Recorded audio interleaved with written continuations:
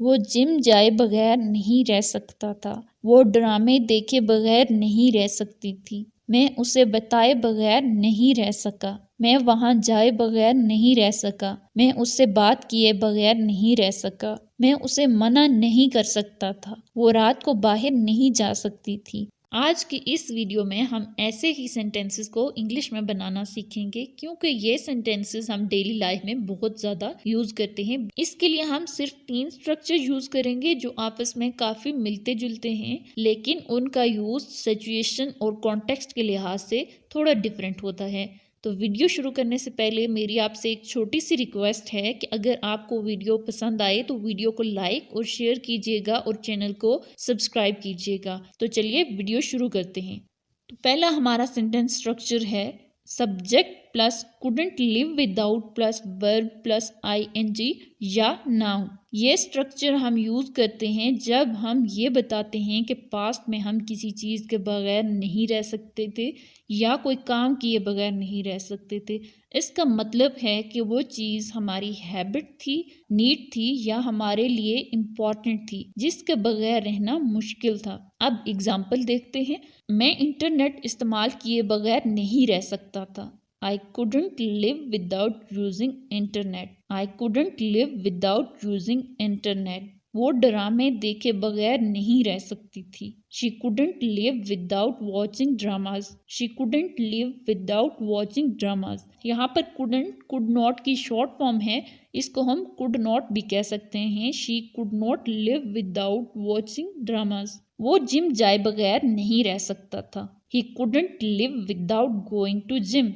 He couldn't live without going to gym. اب اگلا example دیکھتے ہیں۔ میں کافی کے بغیر نہیں رہ سکتا تھا۔ I couldn't live without coffee. I couldn't live without coffee. یہاں پر ہمارے پاس couldn't live without کے بعد آ رہا ہے coffee جو کہ ایک noun ہے۔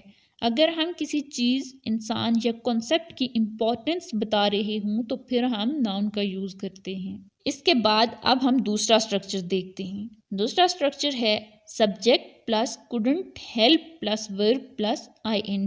یہ ہم یوز کرتے ہیں جب ہم کسی بات کو یا موسٹلی ریئیکشن کو چاہ کر بھی نہیں روک سکے ہوتے، تو وہ چیز ہمارے کنٹرول میں نہیں تھی، ہم اسے کنٹرول نہیں کر پائے تھے ایک وقت میں۔ تو اس کی اگزامپل دیکھتے ہیں۔ میں ہنسے بغیر نہیں رہ سکا۔ I couldn't help laughing. I couldn't help laughing. میں وہاں جائے بغیر نہیں رہ سکا۔ I couldn't help going there. I couldn't help going there. میں اسے بتائے بغیر نہیں رہ سکا۔ I couldn't help telling him. I couldn't help telling him. تو جب ہم اس طرح کے سینٹینسز بولتے ہیں کہ ہم کوئی کام کیے بغیر نہیں رہ سکے تو اس کے لیے انگلش میں ہم اسٹرکچر یوز کرتے ہیں couldn't help. میں اس سے بات کیے بغیر نہیں رہ سکا۔ I couldn't help talking to her. I couldn't help talking to her. اب ہم آتے ہیں تیسرے اسٹرکچر پہ جو ہے سبجیکٹ پلس couldn't پلس بیس ورب۔ یہ ہم یوز کرتے ہیں جب ہم یہ کہنا چاہتے ہیں کہ ہمارے پاس پاسٹ میں کوئی کام کرنے کی صلاحیت نہیں تھی یا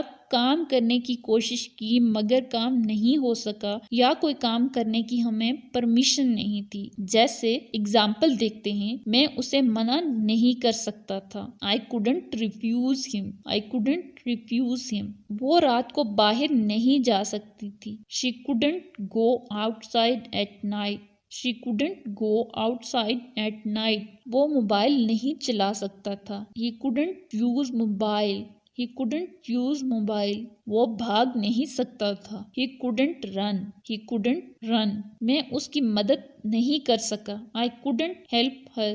I couldn't help her. آج کی ویڈیو میں اتنا ہی، بٹ بیفور اینڈ میں آپ کو ایک جلدی سے ریکیپ دے دیتی ہوں کہ کون سا اسٹرکچر ہم نے کب یوز کرنا ہے۔ جب ہم پاسٹ میں کسی ہیبٹ، نیڈ یا کسی چیز کی امپورٹنس کی وجہ سے ہم اس کو نہیں چھوڑ سکے، اس کے بغیر نہیں رہ سکتے تھے، تو ہم یوز کریں گے couldn't live without کا۔ اور جب ہم پاسٹ پاسٹ میں کوئی ایکشن یا ری ایکشن چاہ کر بھی کنٹرول نہیں کر پائے کسی مومنٹ میں تو تب ہم یوز کریں گے couldn't help کا. اور جب ہم کوئی کام کرنا چاہتے تھے نہیں کر پائے ایبلٹی کی وجہ سے یا ہمیں پرمیشن نہیں تھی تو تب ہم یوز کریں گے couldn't پلس ورب کا. تو یہ آسان سا ڈفرنس سمجھ لیں اور آسانی سے انگلش میں جملے بنائیں. اس ویڈیو کے ڈسکرپشن باکس میں آپ کو ایسے سینٹینسز مل جائیں گے. آپ نے ان کی پریکٹس کرنی ہے اور کم سے کم 2 سینٹینسز کی انگلش آپ نے کمنٹ میں بتانی ہے. تو آج کی ویڈیو کے لیے اتنا ہی.